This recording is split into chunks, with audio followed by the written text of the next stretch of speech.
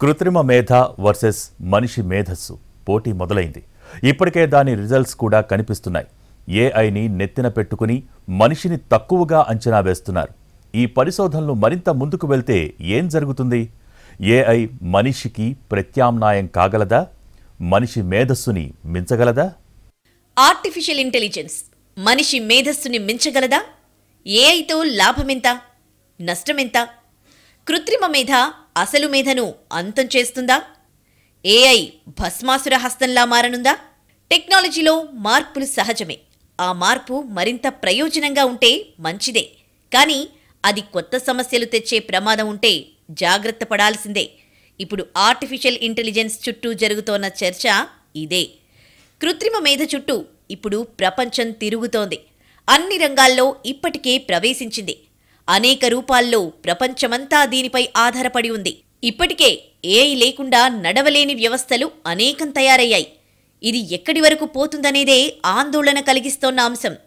కృత్రిమ మేధ చివరకు అసలు మేధను అంతం చేస్తుందా అనే ప్రశ్న ఒకటైతే, మనిషి మేధస్సుకి కృత్రిమ మేధ ప్రత్యామ్నాయం కాగలదా అనేది మరో ప్రశ్న.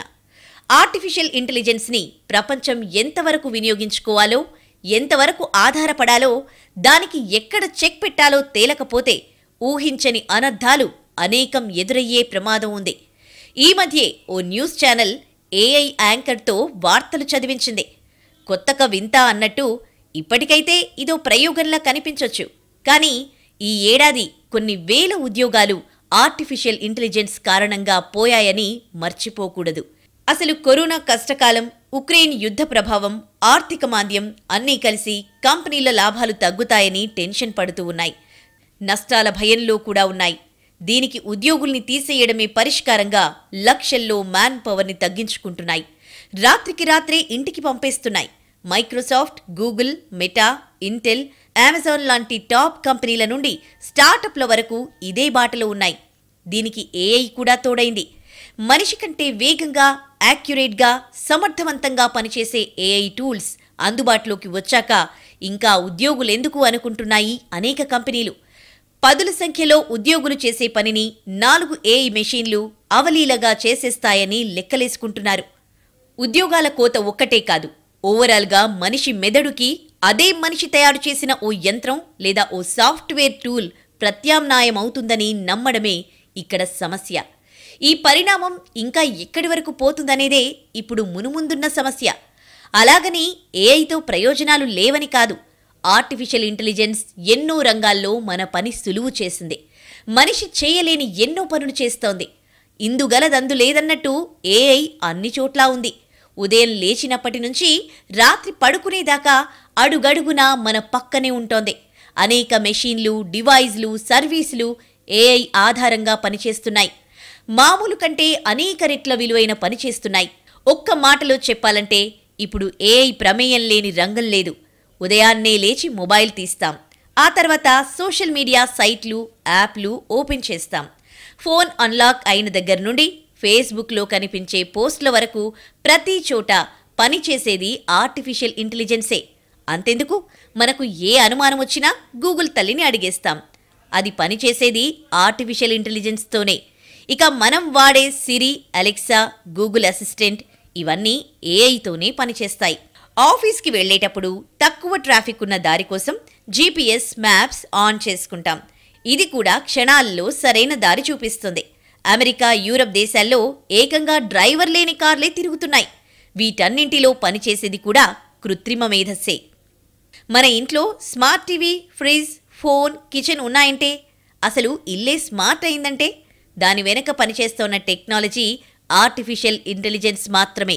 ఇందాక చెప్పుకున్నట్టు మనం ఆలోచిస్తే ఇంటెలిజెన్స్, యంత్రం ఆలోచిస్తే అది ఆర్టిఫిషియల్ ఇంటెలిజెన్స్. మన లోకాన్ని మనకు తగ్గట్టు పర్సనలైజ్ చేసి, మన అవసరాలకు తగ్గట్టుగా మార్చి డబ్బు, సమయాన్ని ఆదా చేస్తుంది కృత్రిమ మేధ. యంత్రం ఆలోచించడమేంటి అనే ప్రశ్న దాటి ప్రపంచం చాలా దూరం వచ్చేసింది. అరచేతిలో మొబైల్ ఫోన్ కూడా చకచక నిర్ణయాలు తీసుకుంటోంది. అంటే కృత్రిమ మేధ ప్రపంచానికి కొత్త రంగులద్దిన మాట నిజం. ఎన్నో అసాధ్యాలను ఇది సుసాధ్యం చేసింది. వైద్య రంగంలో అనేక రకాలుగా ఉపయోగపడుతోంది. రోగ నిర్ధారణ నుండి ముందస్తు అలర్ట్ల నుండి ఆపరేషన్ల వరకు అనేక చోట్ల పనికొస్తోంది. ఏఐ ఆఖరికి ప్రమాదకర రోగాలకు మందులు కూడా కనిపెడుతోందంటే ఆశ్చర్యపోతాం. ఇప్పుడు దాదాపుగా పెద్ద హాస్పిటల్స్లో చాలా చోట్ల రోబోలు ఆపరేషన్లు నిర్వహిస్తున్నాయి. యంత్రం కనిపెట్టడమే ఓ విప్లవం అనుకుంటే ఇప్పుడు ఏఐతో అనుసంధానమైన యంత్రాలు అవసరంగా మారిపోతున్నాయి. మనిషి ఆపరేట్ చేయాల్సిన మామూలు యంత్రాలకు విలువ లేకుండా పోతోంది. ఈ కామర్స్ మొత్తం ఏఐతోనే నడుస్తోంది. ఫ్యాక్టరీల్లో క్వాలిటీ కంట్రోల్ నుండి బరువులెత్తడం వరకు ఏఐతో పనిచేసే యంత్రాలే కీలకంగా మారుతున్నాయి.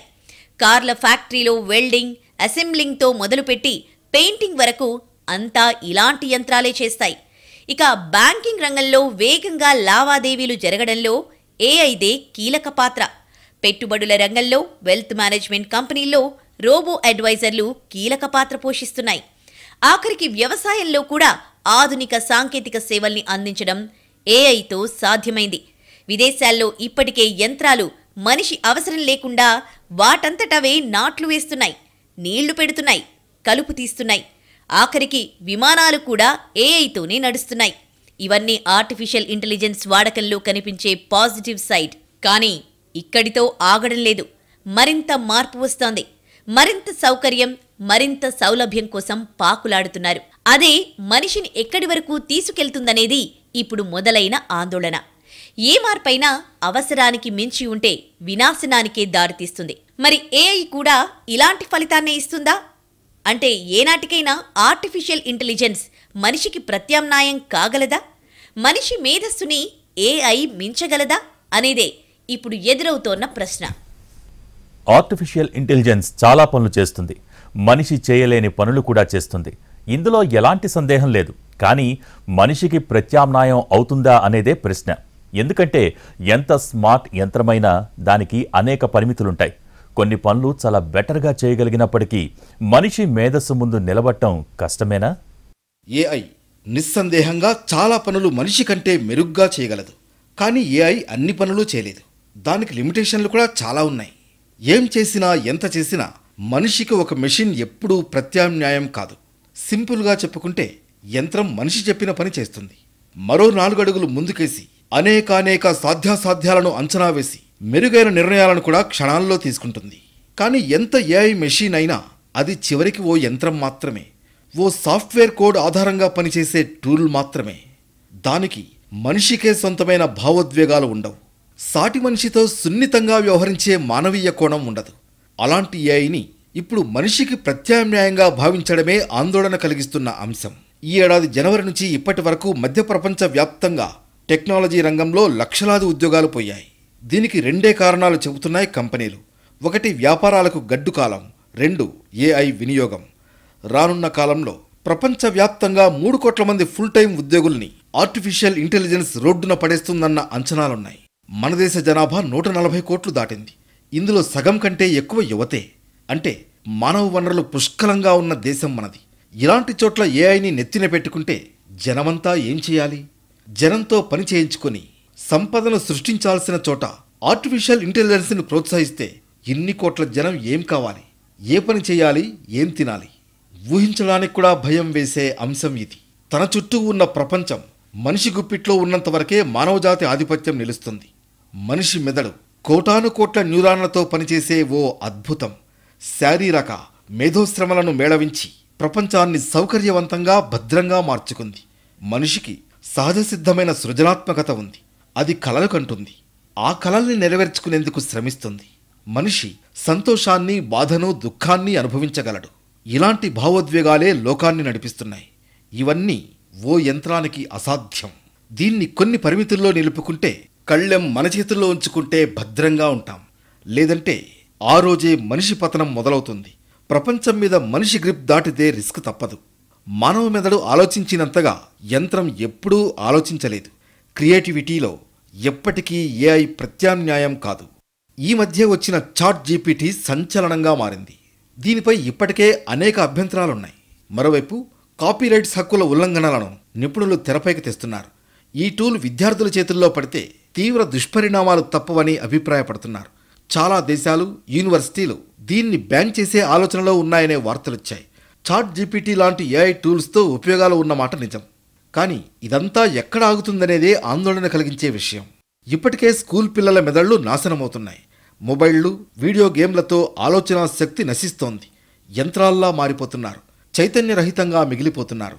ఇప్పుడు ఈ పరిశోధనలు మరింత పెరిగితే కొందరికి పేరు రావచ్చు, కొన్ని కంపెనీలకు డబ్బులు రావచ్చు. కానీ కోట్లాది ప్రజలు దీనికి బలవడం ఖాయం. మనిషి మెదడుకి ప్రత్యామ్నాయంగా తయారు చేసుకునే ప్రతి టూల్ అంతిమంగా మనిషికే నష్టంగా మారే ప్రమాదం కలిగించడం ఖాయం. ఏ యంత్రమైనా మనం అడిగింది చేయాలి, అడిగినంత వరకే చేయాలి. కానీ మన మనసులో ఏముందో, మన మాటల్లో ఏ అంతరార్థం ఉందో వెతికే శక్తితో పాటు మనకు కావలసినవి, అవసరం లేనివన్నింటినీ చేసే శక్తిని సంపాదించుకుంటున్నాయి ఆర్టిఫిషియల్ ఇంటెలిజెన్స్ ఉన్న యంత్రాలు. ఇనుములో హృదయం మొలిచేనే అని రోబో సినిమాలో ఓ పాట ఉంది. అది సినిమా వరకే అయితే పర్వాలేదు, కానీ బయట కూడా జరిగితే దానికి సొంత ఆలోచన, సొంత ప్రాధాన్యతలు, నిర్ణయాలు తీసుకునే శక్తి ఉంటే అది ప్రమాదంగా మారే పరిస్థితులు ఖచ్చితంగా ఉంటాయి. స్టీఫెన్ హాకింగ్ నుంచి ఎలాన్ మస్క్ వరకు అనేక మంది సైంటిస్టులు ఇప్పటికే కృత్రిమ మేధస్సు గురించి ఆందోళన వ్యక్తం చేశారు. దానివల్ల మానవజాతి మనుగడకే ముప్పు రావచ్చన్నారు. ఇప్పటికైతే రోబోలు స్వీయ అవగాహన పెంచుకోకపోయినా వాటికి ఇస్తున్న లక్ష్యాలను అందుకునేందుకు చాలా సమర్థంగా పనిచేస్తున్నాయి. అంటే వాటికి తప్పుడు లక్ష్యాలు ఇస్తే జరిగే ప్రమాదం ఊహకు కూడా అందదు అనేదే సైంటిస్టుల వాదన. ఆర్టిఫిషియల్ ఇంటెలిజెన్స్ టెక్నాలజీ భవిష్యత్తులో మానవజాతి మనుగడకే ముప్పుగా మారే ఛాన్స్ ఉందంటున్నారు పరిశోధకులు. భవిష్యత్తులో ఏఐ టెక్నాలజీ మానవజాతిని అంతం చేయగలదని హెచ్చరిస్తున్నారు. చాలా హాలీవుడ్ సినిమాల్లో యంత్రాలకు అనుకోకుండా తెలివితేటలు వచ్చేస్తాయి. ఆ యంత్రాలు మనుషులపై పగబట్టి అంతం చేయాలనుకుంటాయి. ఓ కథగా ఇది థ్రిల్లింగ్గా అనిపించవచ్చు, కానీ ఇదే మన ఫ్యూచర్ అవుతుందంటే జాగ్రత్త పడాల్సిందే. అంటే ఆర్టిఫిషియల్ ఇంటెలిజెన్స్తో పనిచేసే యంత్రాలు అల్లావుద్దీన్ అద్భుత దీపంలో జీనీలా ఉండాలి. మనం అడిగినప్పుడు చేయాలి తప్ప వాటికవే చేసేలా ఉండకూడదు. ప్రస్తుతం ఏఐ టెక్నాలజీ ఇంకా ప్రాథమిక దశలోనే ఉంది. ఒకవేళ ఇది పూర్తి స్థాయిలో అభివృద్ధి చెంది అందుబాటులోకి వస్తే అది మానవజాతి మనుగడకే ముప్పుగా మారుతుంది. ప్రస్తుతం ఏఐ టెక్నాలజీలో వాడుతున్న కోడింగ్, అనుసరిస్తున్న గైడ్లైన్స్ ప్రకారం రోబోలు మనుషులకు ఎలాంటి హాని చేయలేవు. మనుషులు వాటికి హాని చేసినా సరే తిరిగి రోబోలు మనుషులకు హాని చేయని విధంగానే ప్రస్తుతం వాటిని రూపొందిస్తున్నారు. అయితే ఈ టెక్నాలజీ పూర్తి స్థాయిలో అభివృద్ధి చెందితే ఈ రూల్స్ మారిపోవచ్చు. ఏఐ టూల్స్ని ఉపయోగించడాన్ని తప్పు పట్టాల్సిన అవసరం లేదు.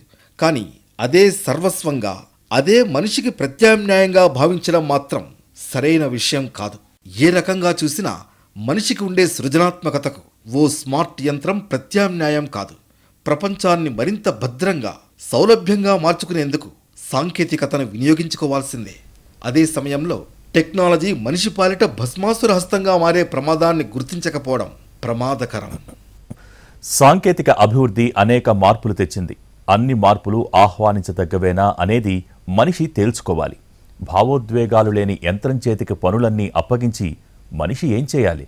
శారీరక మేధో శ్రమలతో లోకం నడుస్తున్నప్పుడు ఆ రెండింటికి దూరమైన మనిషి చేసేదేంటి? చివరికి ఏఏ యంత్రాలు మనిషిపైనే పట్టు సాధిస్తే ఆదుకునేదెవరు? ఏ మార్పైనా ఓ పరిధి వరకు మంచిదే, కానీ అతిగా జరిగితే అనర్థం తప్పదు. ఇప్పుడు ఆర్టిఫిషియల్ ఇంటెలిజెన్స్ పై కూడా ఇదే చర్చ నడుస్తోంది. ఏఐ మనిషి సృజనాత్మకతకు ప్రత్యామ్నాయం కాదనేది ఎంత నిజమో, అది మనుషుల క్రియేటివిటీని అంతం చేసే ప్రమాదం ఉందనేది కూడా అంతే నిజం. గూగుల్ రావటంతో ఏ అంశాన్ని బ్రెయిన్లో స్టోర్ చేయాల్సిన అవసరం లేకుండా పోయింది. దేన్ని గుర్తుంచుకోవాల్సిన పని లేకుండా సెకండ్లో అవసరమైన సమాచారం మొత్తం వెతికి పెడుతోంది గూగుల్. ఇది కృత్రిమ మేధ ఆధారంగానే పనిచేస్తోంది. ఇక చాట్ జీపీటీ సంగతి మరోలా ఉంది. ఇది తీసుకురానున్న మార్పులపై పెద్ద ఎత్తున చర్చ నడుస్తోంది. ఆ మధ్య అమెరికాలో ఓ జడ్జి తీర్పు ఇవ్వడానికి చాట్ జీపీటీ సలహా తీసుకున్నాడట. గూగుల్ వెబ్ పేజీల్లో స్టోర్ అయిన సమాచారాన్ని మాత్రమే వెతికి తీస్తే చాట్ జీపీటీ మనుషుల మెదడునే అనుకరిస్తోంది. అంటే ఓ అంశంపై 4 మాటలు చెప్పమంటే క్షణాల్లో సమాచారం ఇస్తోంది. ఆఖరికి కోడింగ్ కూడా చేస్తోంది, పోయిట్రీ రాస్తోంది, కఠినమైన పరీక్షలు కూడా రాసే సత్తా దానికి వచ్చేసింది. ఈ లెక్కన చూస్తే కృత్రిమ మేధ సాయంతో యంత్రాలు ఇప్పుడు చదవగలవు, రాయగలవు, మాట్లాడగలవు. మనిషి చేసే ఎన్నో పనుల్ని అవి చేయగలుగుతున్నాయి. అలాంటప్పుడు మనిషి ఏం చెయ్యాలి అనేది ఒక ప్రశ్న అయితే, ఈ యంత్రాలు చేసే పని ఎక్కడ ఆగుతుందనేది మరో ఆందోళన.